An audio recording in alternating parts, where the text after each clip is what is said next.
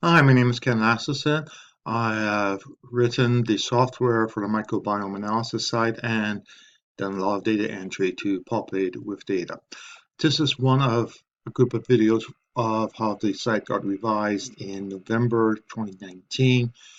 And the first video is going to be for somebody who is new to the microbiome, has done their first sample, and I'm just going to walk you through but probably a good start to understanding what we're trying to do.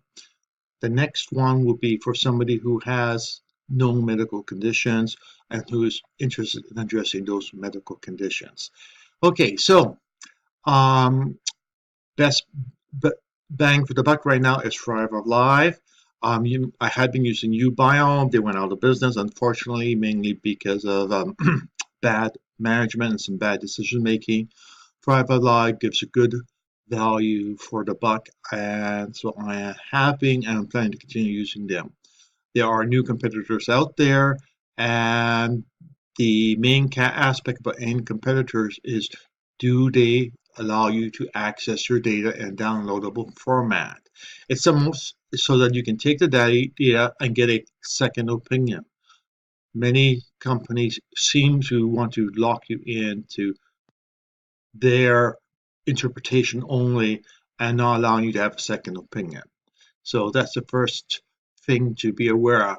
Assuming you have one, let's suppose it is from Thrive, it could be anywhere else.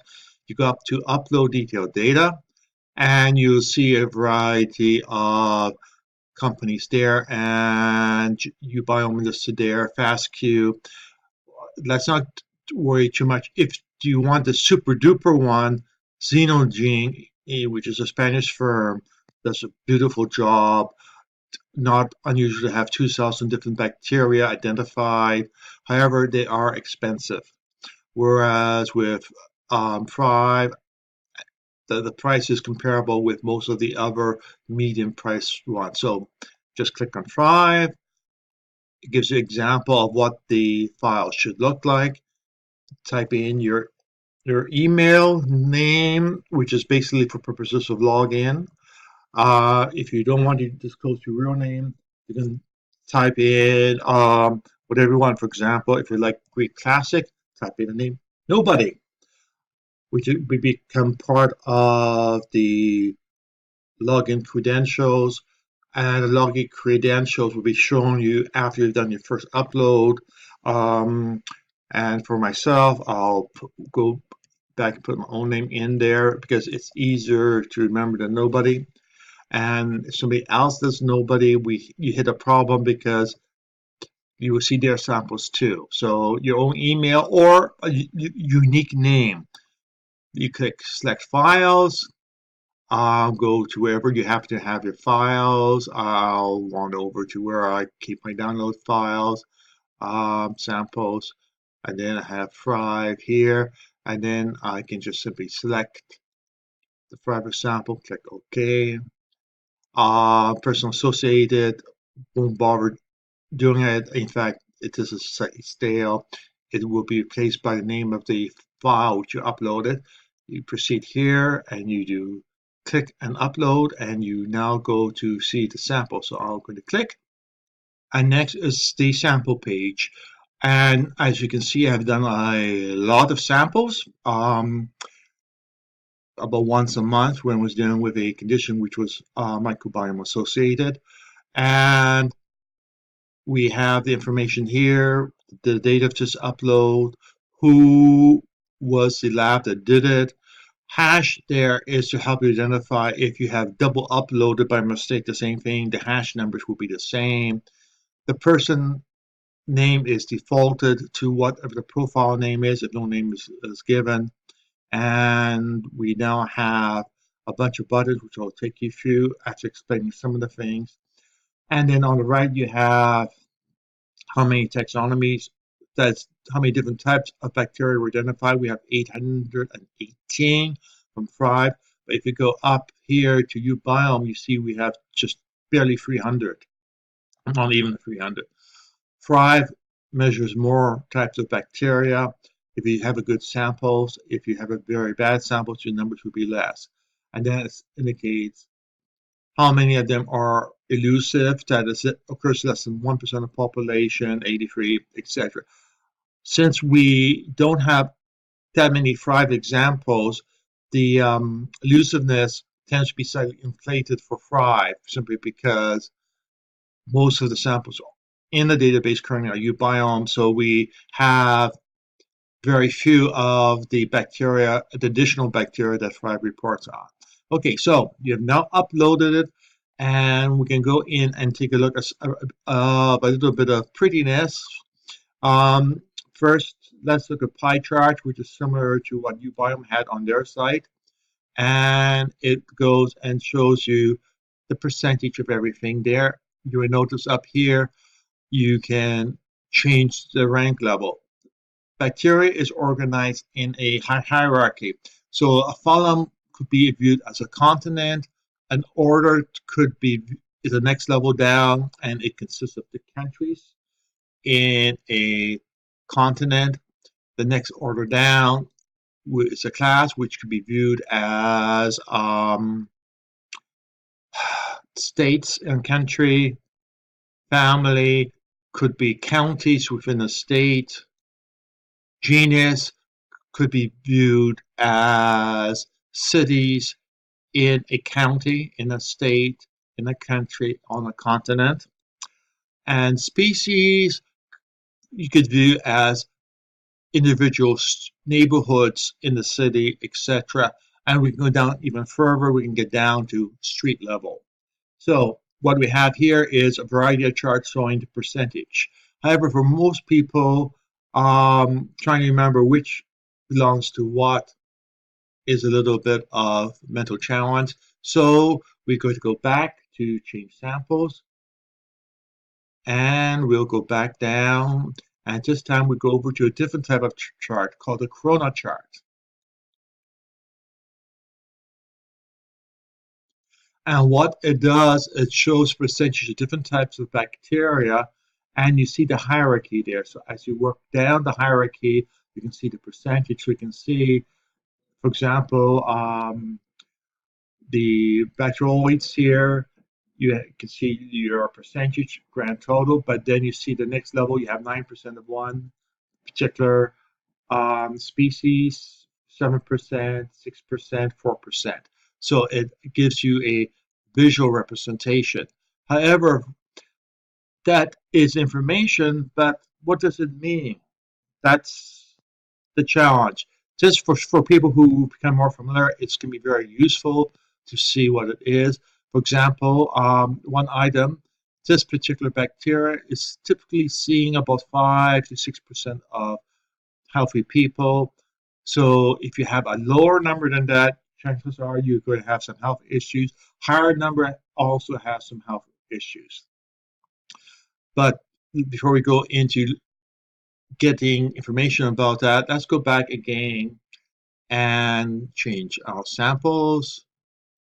And what we're going to go next to is the first page, which gives you a interpretation. Do you have too many or too few of certain bacteria? And we have almost 1,000 different samples which people have uploaded. This is all citizen science. Some of the people are sick, but the joy of it is that because it's a broad cross section of people, that generally the fact that one person is sick in one way and somebody else is sick in a different way ends up being a bit of a wash when you look at the entire collection together. So that, okay, we haven't been extremely selective, but we have done a interesting done. And to do that, we go not to pie charts or corner charts, we go to My Biome View. If you click that, and what we have now appearing is on the left, you see the same continent, country, state, county hierarchy, which we see elsewhere. You see what your actual count is. This count is count out of 1 million. So we have 58,000 out of a million, which is 5.8%. On the right side, we have how many of our samples do people have some of this bacteria in it. Not everybody has all the same bacteria, so that this number is important because if it's a rare bacteria like this one, the interpretation of it becomes slightly uncertain. So we have here, everything there is nicely green. We have a couple of things here which are a little bit on the low side. Is it significant or not? Well, the first one, 110, we have 900. So it means that 90% of people out there have none of it. So being low on it probably doesn't really matter. 750, we're on low side, so most people have it, and we're at the low end. It may matter. So as you scroll down, now remember, we have 800 bacteria here. So we got a long way to scroll. We go down, everything looks good. Whoops, we have a couple of yellows here, which indicates we are low end. This one I wouldn't care about because it's only 21. These, we have more people in samples, may or may not be significant. We'll come back here. Here we hit the first one where we have a high. Now, should we be really, really concerned about that? Well, we have only 40 people with any of it, so we are definitely in the odd group. Whether or not it is disease or symptom related, we don't know at this point of time. We go down, and then we suddenly see where we have a whole bunch of bacteria where they're very common in people, as in 90%. And the values which we have are in the high end of all those 800 people. And then again, we have some more which we are very few samples. And that some of this is simply because the laboratory who does the testing may not be testing for it. So we can often get a low frequency here of number of people reporting simply because one of the major labs, Ubiome, did not bother recording it. And then we go down and we see more and more and more and more. And you can wander through to your heart's content. And as you see, it goes on and on and on and on and on and on and on and on and on. Okay, now that I have exhausted you, let's go back to the very top and let's take a look at a couple of things. The first thing is, let's take a look at the first one, which we were high in, just one here. What I'm going to do is I'm going to go over here, and on one of these I'll do at this level the Delta Protobacter. And if I open up the page, we now hop over to the reference library. The reference library, first of all, gives all the different names this is being given historically. Sometimes this is important because in looking at older studies or even at lab reports from some companies, they use an old, outdated name. For example, here we see some of the names have been altered or changed as late as 2017, which means if you're dealing with a company which has not kept current, they will be using the old names. And on the right side, I'm just going to shuffle the screen. Oh, going to expand the screen and try dragging it over. You'll see where we can go and click on additional information about the bacteria. These are external sites generally. Okay, and then down below, we have what is associated with it. From published science, that is studies which have been published in scientific journals, peer review, we see that ADHD one study has been reported that it has low values on it. But wait a minute, my value was high, so forget about that one. Now, from citizen science, which is from doing some fancy mathematics on donated samples, we actually have a pretty long list of people or of conditions, and almost all of them are high. For example, we have brain fog, difficulty paying attention, etc. What we have here is the association, which we have. I'll show you how we compute that. Then we have the p-value. And the p-value is a probability of this thing being significant by random chance, which means the smaller the number, the more likely there is a real association. Most of the time in scientific studies, they are happy to get somewhere like 0.05. While we raise the bar and we go for really significant factors only, so we have much greater confidence to it. And so if you do something like, for example, brain fog down here, if I want to find out more from it, I just go down there, click it, I'll open it in a new tab. So, okay, quick hiccup, and we're back, and I fixed the issue. So we click here, let's go brain fog, and we'll go across, and you will see we go to a page, cites that this one symptom is there. And now if you scroll down, what you will find is you'll find on the left side the name of a variety of bacteria and where it is in the hierarchy, as in country, county, or whatever. On the right side here, you will see the numbers. Now, we divide all of the numbers into 4, 8, or 16 groups. We look at all the samples, and we now find out, okay, the bottom 25% are between, let's say, 0 and 4. The next 25% are between 4 and 10. Next one, maybe between 10 and 12. And last, maybe 12 to infinity.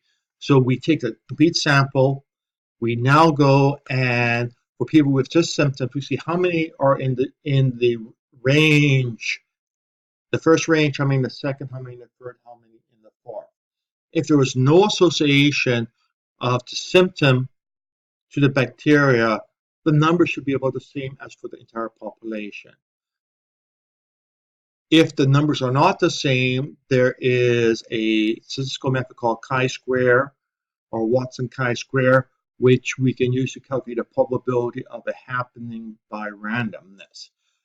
Doesn't say what causes what, but it indicates what the probability it is. Now, everything here has at least a 0.05 or 5% probability of happening by random or less. The only thing we highlight are things which are really, really unlikely to happen by chance.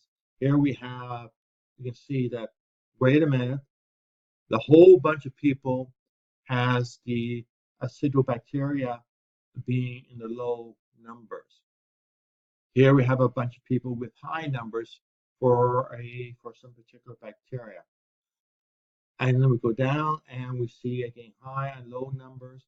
Now, it means that this association is statistical. Doesn't mean that your numbers would be exactly here. You could be any one of these. It's just that the odds of you having the symptom is higher if your numbers are higher. And we'll go down here and see there's a fair number of associations there. We go down and divide it into 8 buckets. Doing it into 8 buckets actually means that we only get a more significant. In some cases, we see some interesting situations. We see that the highest values are not where the significant is. It's the high or very high, but not the highest, is where we have statistical significance showing up, which is interesting because if you are doing averages, this oddity will often cause your conclusion from averages to be false.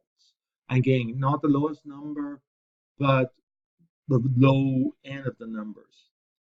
So this is basically how we go and determine whether or not we have a symptom relationship.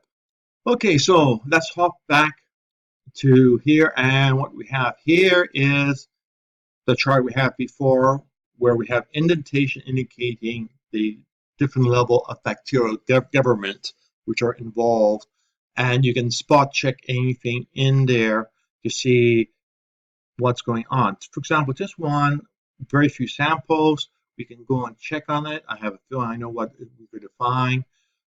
Okay, here we have a chart showing where it is. You can change it from the default log scale to actual value. You notice there's a big difference of shape. That sort of looks, ooh, log value is often the one that works better given some of the complexity of the microbiome. You see it's almost a straight line, which means that, okay, it's very predictable. When with log value you get a sudden spike or sudden drop, then you know that there's probably a very unstable area there. And then we have, wait, we have no discovery. There are nothing listed in terms of what conditions this is associated with, which is not unexpected because it doesn't occur too often. And then down below, we have a list of what substances will alter it. Some cases, like censored antibiotics, will decrease it, but not all, just some antibiotics will only decrease it. Some probiotics are known to increase it. Here we have a common supplement that also decreases it. Another probiotic which increases it.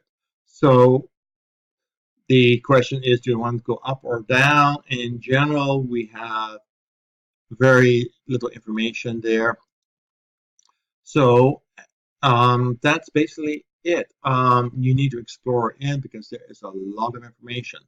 Okay, let's go back again to our sample page and do a quick recap of how far we have gotten. Okay, we first saw the original pie chart, which looks nice and pretty, but doesn't tell you if there's a problem. We have the corner chart, which helps you understand the hierarchy, but it still doesn't tell you if there's a problem. My bottom view shows you relative values to other people, which is helpful. But the first question often people have is, what is the general state of my health? Okay, and we actually have a health analysis here. And for the health analysis, let's just click it through. And what we have is we have two simple numbers. We have a condition health and we have a symptom health. Okay, let me explain what it means. Top of the page, you will see a drop-down called medical conditions. It gives us bacteria to conditions or conditions to bacteria. And let's click on bacteria to conditions first. And it says, okay, here is a particular bacteria group. Having high amounts of it is associated with these conditions. All of these come from published studies. For example, if I click here for MS, it takes us over and actually gives a citation of the which the information comes from. And if you look at the title, you see, okay, gives details as to where to find it. Most of these are available on PubMed. And so let's go back. And if you want to know what else is associated with something like MS, you can just click on MS here.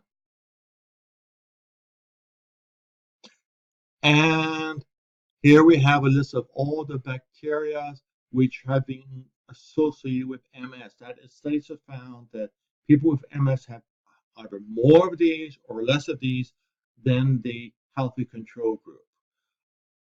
The role that each one plays in it is hard to say. For example, here we have Bifidobacterium logum, which is a common probiotic, and it's high with people with MS, which implies that they need to be careful with their probiotics.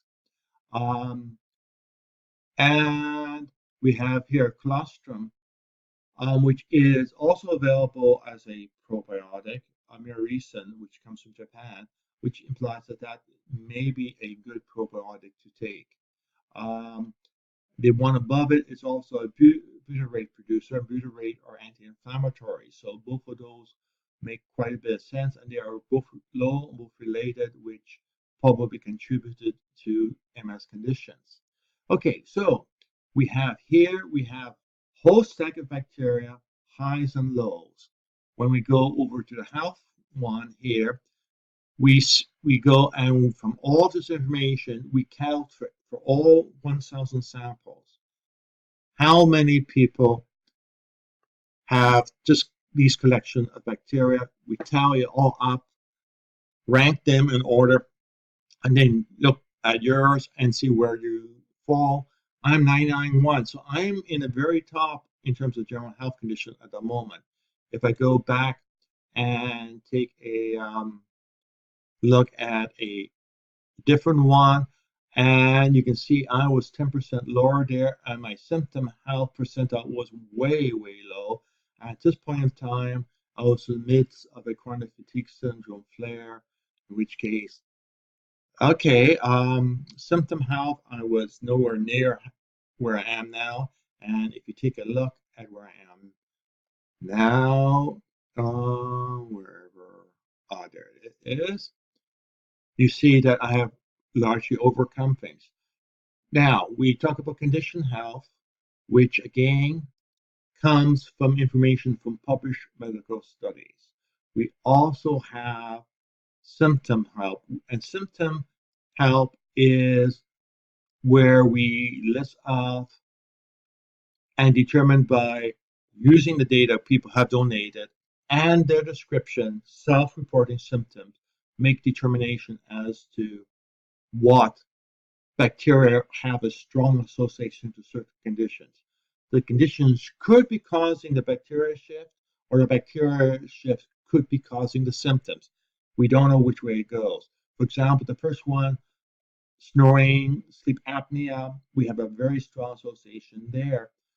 The reason could be because of sleep apnea means low oxygen delivery, which could imply that the bacteria in the gut is getting less oxygen, and thereby it shifts as a result of getting less oxygen as a result of sleep apnea. In other words, sleep apnea may not be being caused by the bacteria, but sleep apnea is causing a bacteria shift, which could lead on to other problems. Things like allergic rhinitis or hay fever, the evidence seems to suggest that the bacteria shift is causing the hay fever, which means appropriate probiotics or change of diet will often reduce the severity of it. We also find things such as age being identifiable reasonably well from the bacteria.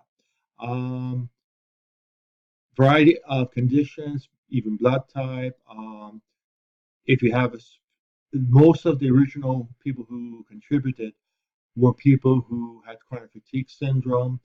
The description just says onset, so if it makes the onset of any significant medical condition, and it seems that how long in the past the medical condition happens has an impact on the microbiome across many conditions. So we have all sorts of things here, and these are ranked order from ones which have extremely high significance, downwards and downwards and downwards. But even at the very bottom, we still see the chance of happening by randomness is 2 chances out of 100. Last one, for example, Crohn's disease. We'll find a lot of that in published studies. But what we find or start suspecting is that the definition of Crohn's disease and the diagnosis of Crohn's disease is sloppy, or maybe sloppy. I won't say it is sloppy. And when diagnosis is sloppy, then you have a hard time getting a distinctive pattern because it's multiple conditions all rolled into one name. And that's one of the reasons why we went to try seeing if by going on symptoms and not by the diagnosed name, we got better results. And when it happened, I did a post saying, Eureka! Because we suddenly found these extremely strong relationships between certain bacteria and certain symptoms not medical conditions, but symptoms. Okay, so flip back. So those are the two numbers. And down below, we have the if there are any bacteria which are particularly concerned, then it spells out there and gives more information on the bacteria. I do not like to be busy copying data from other people. I borrow data as much as I can or reference back to. So over to Peter Adamo gives a nice long lengthy description if you're interested. Peter, I do like his site, very useful. He wrote the book on diet for the blood type. So he is a long time person there. Again, I'm here quite healthy. Let's go back to the earlier one, which was, I think it was April 29, 2019. And again, I only had one item of concern there that sticks out. So the numbers that shows up here will vary, and these are substitute things. And here I have another one. Oh, so I had at this point of time, health was recovering from before, but still pretty bad. I was probably going borderline over colitis. Didn't go there, but I was shifting towards it, which is nice. So what this gives you is gives you the ability to see if you have a higher than normal risk of suffering, and will spell out there.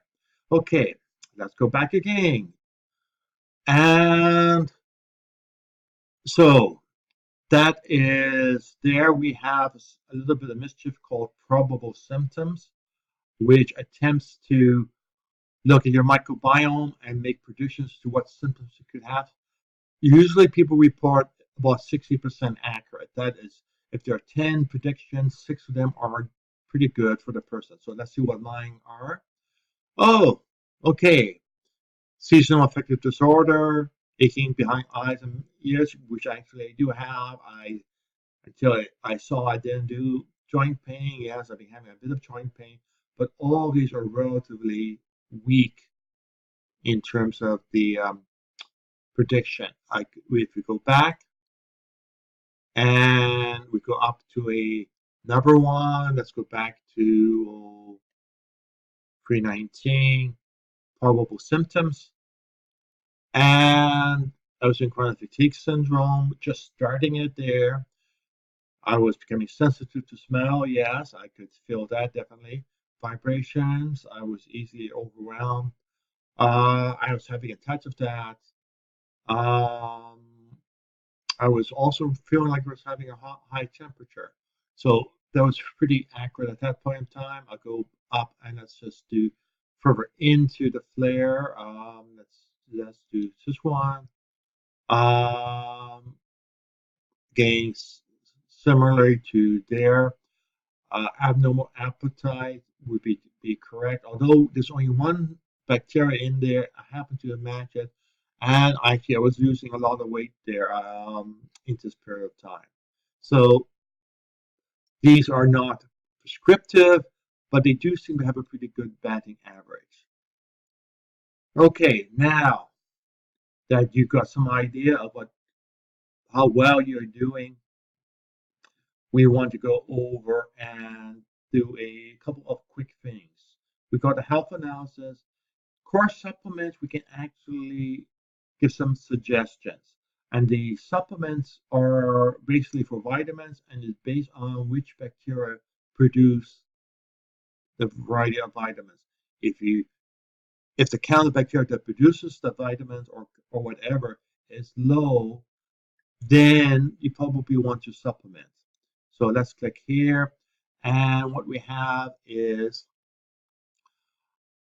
the list of bacteria, vitamin K, all these are B vitamins. You can see what percentage of the medium. The medium is the number which 50% have more and 50% have less, and your percentile ranking. So if we go down here, I don't have any particularly way out of line.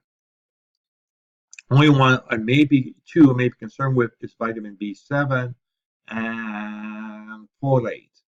Folate is interesting because I have a DNA mutation, so I basically need the methylfolate one, and this somewhat almost seems to be keeping my folate production is down, so I need there, and then the vitamin B7. So that's there if you want to see more information. For example, let's say you're looking at butyrate, which is anti-inflammatory. You just click here and it will hop over and show you the chart of how other people's values are. And here you can see where my value is on this particular result. It's sitting there.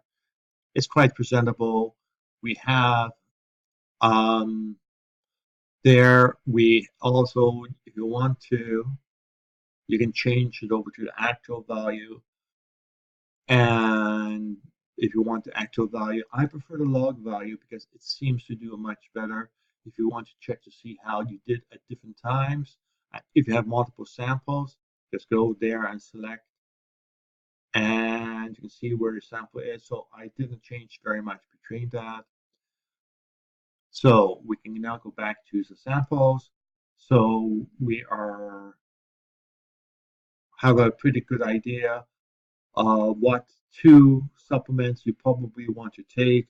Again, you should consult with a medical professional before you start it just to make sure. And we have enter symptoms, which allows you to enter your symptoms if you wish to donate your information to the Citizen Science Project. Remember, the symptoms, other people donating their symptoms is helping you understand where your symptoms are coming from. So it's nice to do payback. Share your information back. Um, we have some explorers here, but right now I want to flip over quickly into quick suggestions. And quick suggestions basically goes and attempts to make a bunch of assumptions for you and come up with the suggestions. And generally, these are probiotic supplements, etc. No drugs, no antibiotics. And in which case, now you see here what your suggestion is. For example, it suggests you use sugar beets, not cane sugar, but sugar beets. Uh, and different type of sugar. In other words, suggests you change the type of sugars you're using. Lactobacillus casei, here is a specific type of prebiotic, the bifidum, the glycerate, VSL number 3, which is probiotic mixture, palm kernel meal, poly, polyphenols, which are flavonoids, and also spells out items to decrease. For example, if you're taking iron supplements, those may actually be misfeeding the microbiome, causing the existing shifts to be there slippery elm. Sorry, you may have to grab a beef steak. Resistance. Oh, sorry, vegetarian. Yep, you may want to go over. But at the same time, we don't want to have too much animal. You want a light meat diet. You don't want it to have any stevia, which is a different type of sugars, or saccharin. So we have, interesting here, we have two types of sugars we should shift towards, and two types of sugars or sugar substances you should be avoiding. Um, and then down the bottom, you have actually, we have assembled a dictionary or catalog of something like 130 probiotics from around the world, and it goes and spells them out. And in this case, Mirisan is a Japanese probiotic.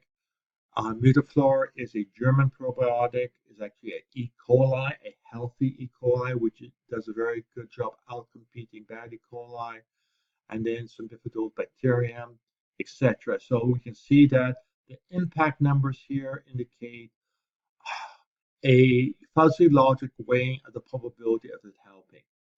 Then we have the mixture of things which are more unclear if they will help or hurt.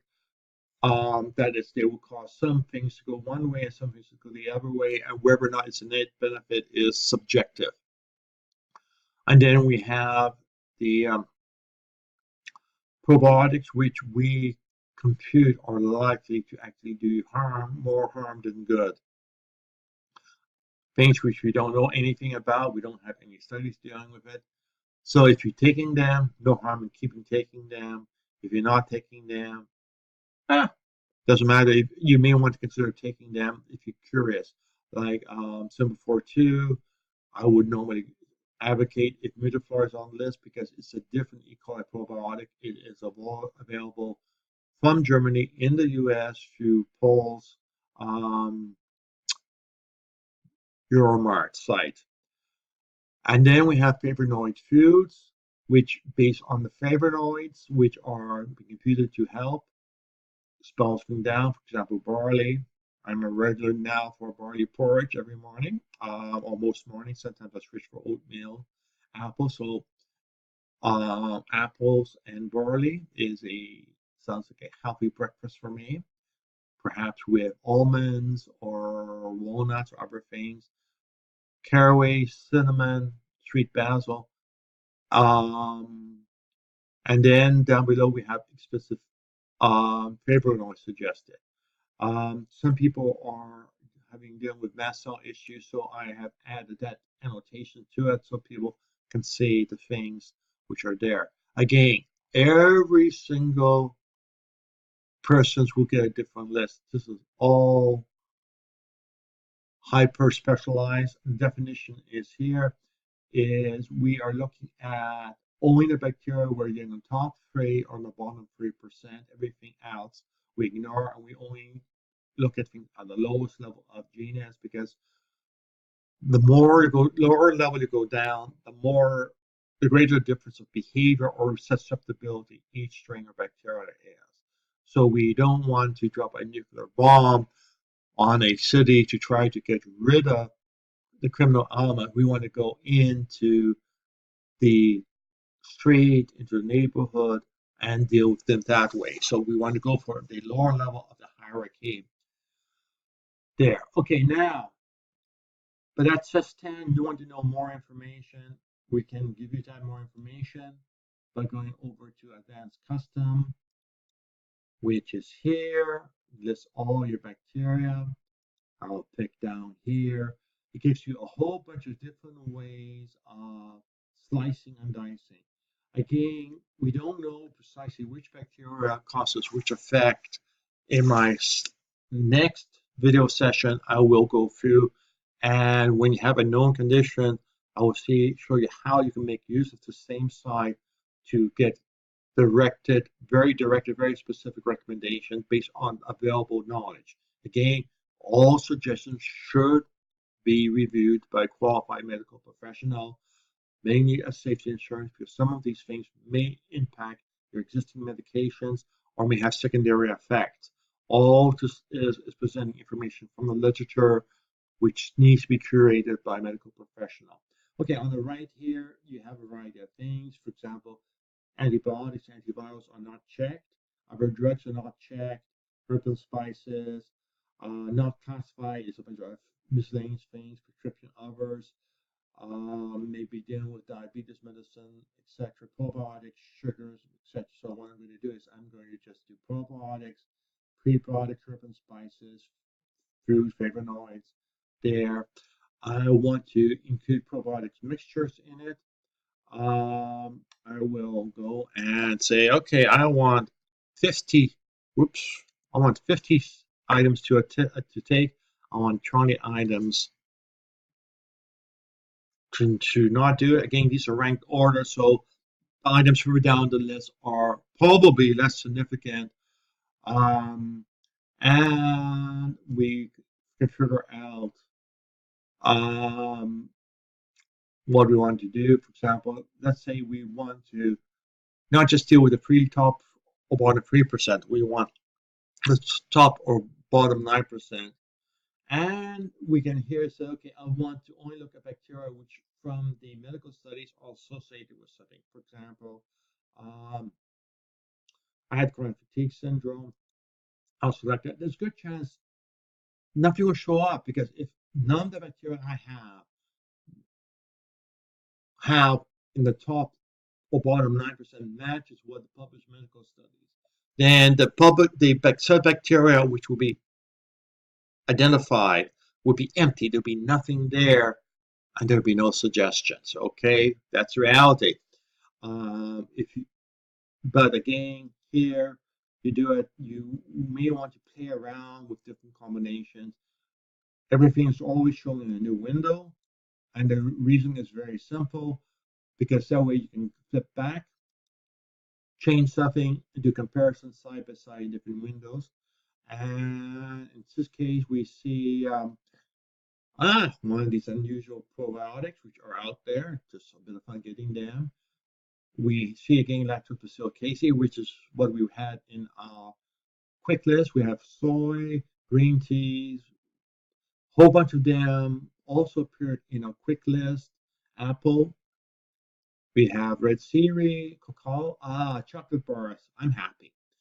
Turkey tail mushroom, rosemary, wheat bran, whey. We go down here, the numbers go down, and this can go on literally for pages and pages. Fish oil, juice from artichoke. Again, these are suggestions. These are not required.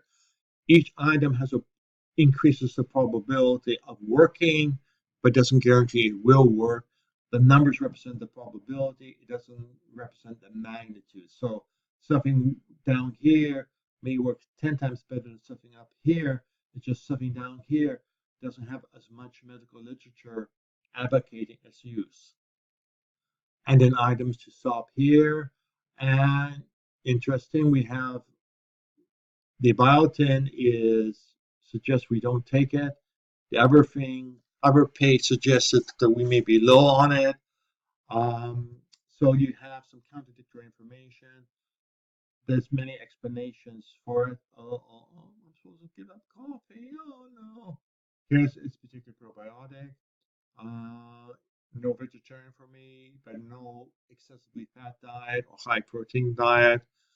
Oh, okay, those are things I suppose. So, no diet, coriander seed, vitamin A supplementation may not be good. Again, medical professional needs to be consulted. Vitamin D may not be that particularly good. Xenon, rhubarb, etc. So, and then down below we have again the things that suggested. You notice sometimes it puts a country name like Spain after it because these are things sold in Spain. If you want to know what they actually are, if you just click on there and you will now see what is in this particular probiotic mixture here. And if you want to find out where you can buy it, you can just go in there. It may or may not be listed. And then it shows all the impacts that we know of just particular probiotic mixture on all the different bacteria. So the system that computes suggestions are done by going through this whole list of stuff and trying to strike a balance between what you're high in, what you're low in, and figure out what the optimal combination is. So it's a whole bunch of mathematical fun there. And in some cases you see 50-50 because some studies have it increasing and some studies have it decreasing. So the best estimate is we give both sides 50-50 and that's it. Okay, so I'm getting pretty close to the end of my time. I think I've covered everything which for a new user will do. Um, we have, yeah, that should be it. I'll explain the next two things. The next one is looking at specific medical conditions and custom building which bacteria you could look at. You pick them hand by hand, one by one by one, so that you are adjusting exactly what you want to adjust and ignoring the rest. Whether it's good to ignore the rest is a subjective question. I won't go into that philosophy. So that is one. The next two. The next one after that is for people who decide to do repeated samples, which is what I would suggest you do as ongoing monitoring. As you can see from here, I did one in 2017, one in 2018, about 6 months apart. Doing them at regular intervals is very helpful for seeing whether or not something is developing, is proactive. More importantly, if you take sick, it gives you some idea of what your reference point should be. What would be your healthy microbiome? Because microbiome is distinctive based on your DNA, even your latitude, north or south, where the equator impacts it, the type of diet you have. And what you really want to do is have a baseline that you can refer back to later if you get sick. The third one in this revised series is going through and doing comparison. So here I have a whole bunch of different samples, and I can do something like click on my taxon timeline. And we now see for all the bacteria in all of the samples, you can go down and select one. For example, here is a bacteria which is seen in 96% of the people. Let's see how I was doing with this bacteria. So you can see I sort of jumped around, got up to one high value, but jumped down. Often minor things will like eating a different type of food just before you do a sample will cause a major jump around. Other things, let's see if I can find something. Um, let's take a look at Streptococcus. Okay, here is a particular family which is associated with chronic fatigue syndrome. Here are my older values. I had low value here, I have none, and there. So, hey, I was real good. Very few. They're almost not. For a while there, I was in the very sparse group that had none, bottom 5%. Then chronic fatigue syndrome hit. I suddenly jumped up, bounced back and forth, bounced back and forth, and now that I'm heading for remission, I am now looking at much less than I was before. Okay, and so that is some of the things which I'll be looking at in following one. So that's just a teaser. And with that being done, I'll end this evening introduction to looking at your microbiome results.